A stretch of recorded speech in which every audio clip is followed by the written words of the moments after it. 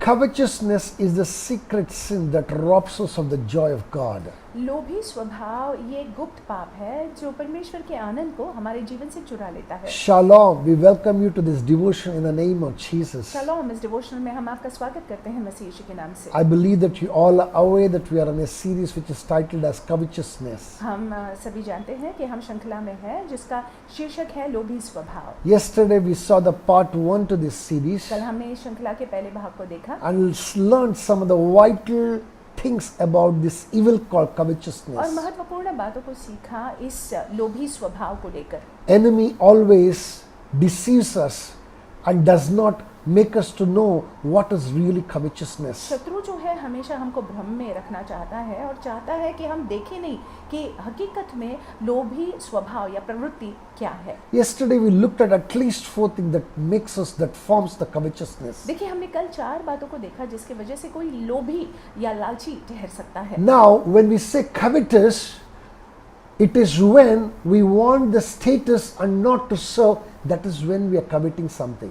देखिए जब हम वो ओहदा को चाहते हैं, वो रुतबा को चाहते हैं, लेकिन हम सेवा नहीं करना चाहते हैं, इसका मतलब है कहीं ना कहीं हम लोभी हो जाते हैं। Yesterday the second point that we saw was और कल जो दूसरा पॉइंट हमने देखा, when we want the right thing for the wrong reasons, that we are coveting something. हम सही चीज को चाहते हैं लेकिन कारण गलत है तो हम लोभी ठहरते हैं। Number 3 thing that we learned yesterday, तीसरी बात जो हमने कल सीखा, when we seek something that is right at the wrong time, we are still coveting there. जब हम चाहते हैं सही चीज को लेकिन गलत समय में, तब भी हम लोभी ठहरते हैं। Number 4 thing that yesterday that we learned और चौथी बात जो हमने कल सीखा, is when we desire the right thing in the wrong amount, we are coveting it. जब हम सही चीज की लालसा करते हैं लेकिन जो मात्रा है वो मात्रा जो है हम ज्यादा चाहते हैं, सही मात्रा में नहीं चाहते हैं, तो वो भी लालच या लालचीपन ठहरता है। This morning that the Lord Almighty want to speak to us more, exposes more truths about covetousness. और इस सवेरे के वक्त ये लालची प्रवृत्ति या लोभी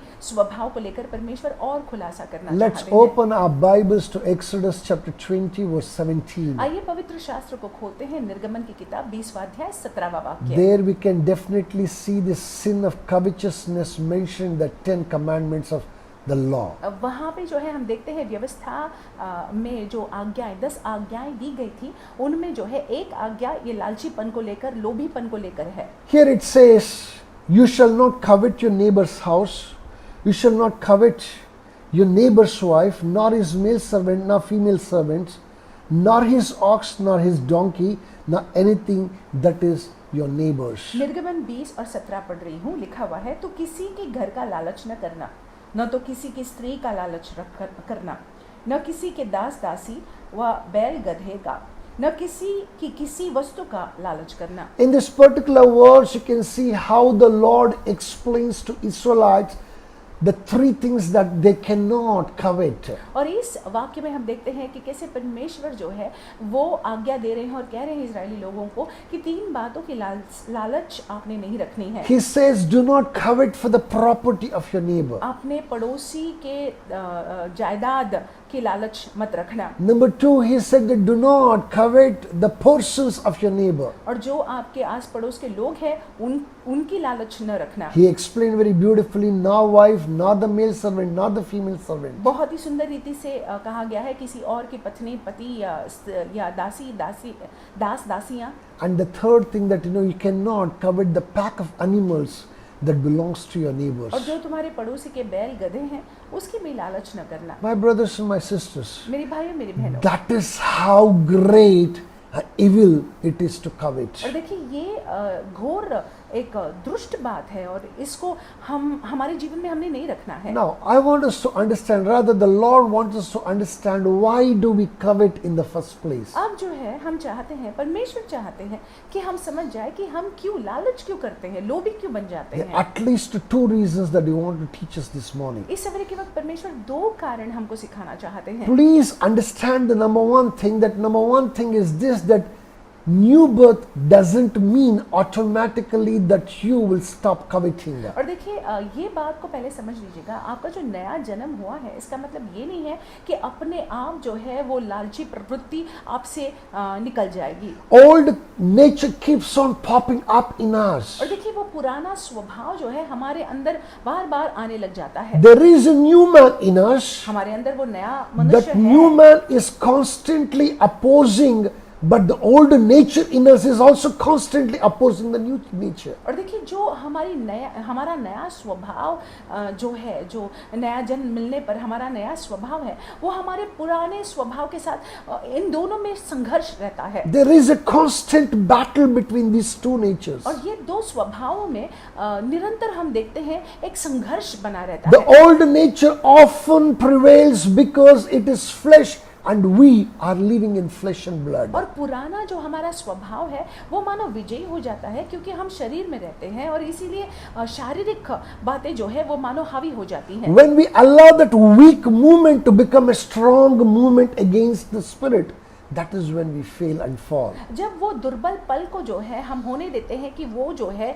बलशील हो जाए, तब जाकर हम गिर जाते हैं। That is why we often covet for things that doesn't please God. इसीलिए फिर हम लोभी बन जाते हैं और लालच रखते हैं उन बातों की जो परमेश्वर को पसंद नहीं आता है। Number 2 reason why do we covet? और दूसरा कारण क्यों हम लालच करते हैं। Most of the time that we dwell in our desires, when we dwell in our desires more than what is needed, that is when we begin to covet. और बहुतों बार हमारी इच्छाओं में हम बने रहते हैं और जो हमें ज़रूरत है उससे भी ज़्यादा अगर हम इच्छा करते हैं तब जाकर जो है हम लोभी ठहरते हैं या फिर हम लालची बन जाते हैं। Please understand one thing very clearly. इस बात को आप स्पष्ट रूप से समझ When लीजिएगा। we desire something, जब हम किसी चीज़ की इच्छा रखते हैं we begin to embellish it. तो हम फिर चाहते हैं कि वो हमारा हो जाए We begin to empower it. और फिर हम उसको मानो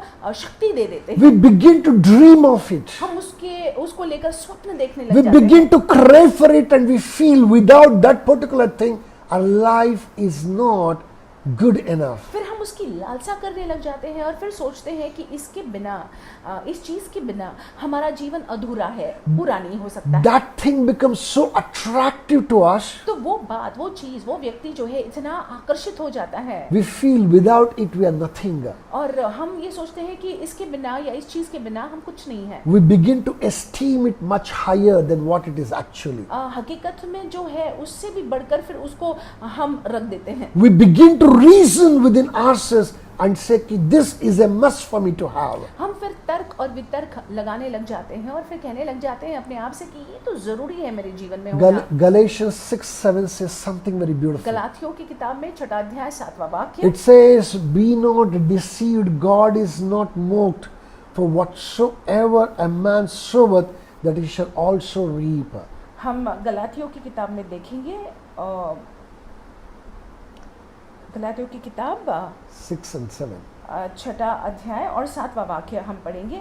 लिखा हुआ है कि धोखा न खाओ, परमेश्वर ठट्टों में नहीं उड़ाया जाता, क्योंकि मनुष्य जो कुछ बोता है वही काटेगा। Listen to this carefully. ध्यान से सुन लीजिएगा। When we dwell too long in our desires, जब हम अपनी इच्छाओं में बहुत समय तक बने रहते हैं, we begin to sow the seeds and say that without it I cannot live. हम इस प्रकार के बीज को फिर बोने लग जाते हैं कि हम इसके बिना जी ही नहीं सकते हैं। It's just a matter of time before we fall when we dwell too long in the wrong desires. और देखिए सिर्फ समय की देरी होती है और हम आगे चलकर गिर जाते हैं। What we sow in our thoughts, जो हमारे विचारों में हम बोते हैं it will come in the form of harvest of wrongs. तो फिर गलत हम जो है काटेंगे। My brothers and my sisters, मेरे भाइयों मेरी बहनों, covetousness maximizes our desires and minimizes our dangers. लालच जो है हमारे इच्छाओं को बढ़ाता है और खतरा जो है वो भी कम हो जाता है। When Achan went out and stole that piece of gold, और जब आखान जाकर वो सोने के उस चीज को चुरा लेता है, when Achan's eyes fell on the piece of gold, जब आकान की नजर जो है वो सोने के टुकड़े पर पड़ी, the spirit of covetousness rised in him and made the desire maximized. And he looked around and nobody was there, and he saw the danger of him being caught minimized, and that's why he stole. और क्या हुआ कि वो लालच उसके हृदय में उत्पन्न हुआ और उसके वजह से जाकर जो है इच्छा उसमें इतना ज़्यादा बढ़ गई कि वहाँ पे जो खतरा है, ये करने की वजह से जो खतरा है, वो खतरे को उसने नज़रअंदाज कर दिया। When Ananias and Sapphira saw जब अनानियास और सफीरा ने देखा that nobody saw how much money they got by selling the property, किसी ने तो नहीं देखा कि उन्होंने जो जमीन बेचा था, जायदाद बेचा था, उनको कितना मिला, किसी ने नहीं देखा the था। desire to save some money for themselves was maximized by the spirit of covetousness and also minimized the danger of somebody seeing they are hiding something. और देखिए ये जो लालच की दुष्ट आत्मा के वजह से या दुष्ट प्रवृत्ति या दुष्ट स्वभाव के वजह से ये इच्छा उनकी इतनी ज़्यादा बढ़ गई कि उन्होंने उसमें जो है अपने आप के लिए थोड़ा रखने में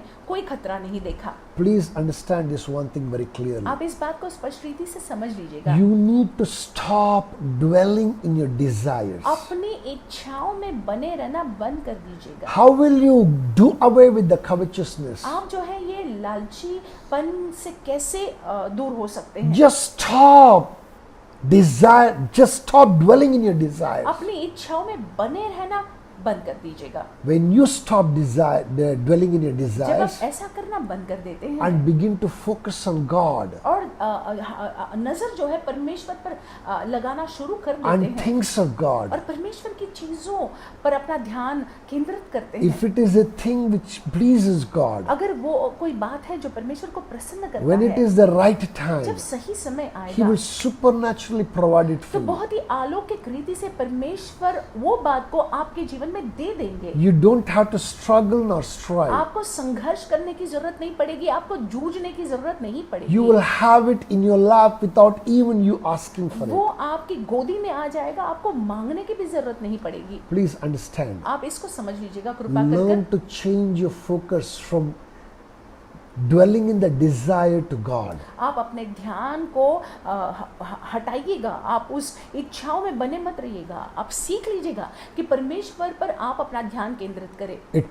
Covetousness belongs to the old nature. और देखिए लालची स्वभाव ये पुराना स्वभाव है या पुराने मनुष्यत्व का स्वभाव है। I want to read one particular verse, Romans chapter 8 verse 5. मैं एक वाक्य को पढ़ना चाहूंगा, रोमियो की किताब 8वां अध्याय 5वां वाक्य, Before we conclude this devotional this अंत करने morning. से पहले। It says, those who live according to the flesh set their minds on the things of the flesh, but those who live according to the Spirit, the things of the Spirit. लिखा हुआ है Romeo की किताब 8वां अध्याय और 5वां वाक्य, क्योंकि शारीरिक व्यक्ति शरीर की बातों पर मन लगाते हैं परंतु आध्यात्मिक आत्मा की बातों पर मन लगाते हैं। If you understand this particular verse, I'm telling you, you can effectively do away with the spirit of covetousness. अगर आप इस वाक्य को समझ लेते हैं तो आप ये जो लालच या लोभ के स्वभाव को अपने जीवन से दूर रख सकते It हैं। says those who live according to the flesh set their minds on the things of the क्योंकि flesh. शारीरिक व्यक्ति शरीर की बातों पर मन लगाते हैं।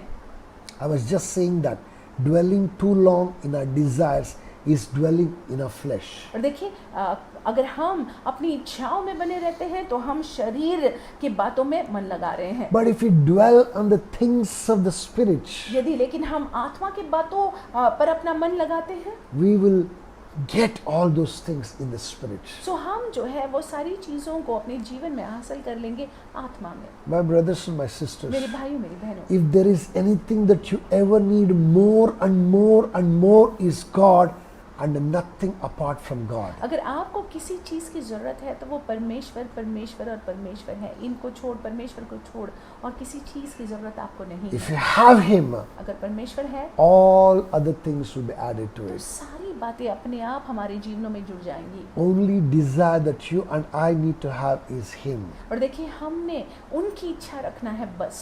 Let's set our minds on Him. हम अपने मन को उन पर केंद्रित करते हैं। With these thoughts in heart and mind, इन विचारों को अपने हृदय में और मनों में रखते हुए let's go into the day. हम दिन में जाएंगे। The Lord who loves us परमेश्वर जो हमसे प्रेम करते हैं will surely make us to focus on the things above. वो निश्चय ही ऐसा होने देंगे कि हम अपना मन जो है स्वर्गीय बातों पर लगाएं। In the name of Jesus Yeshu Christ. मसीह के नाम से। God bless you. परमेश्वर आपको आशीषित You रखे। have an awesome day. आपका दिन बड़ा अद्भुत जाए। Stay blessed. आशीषित रहिएगा।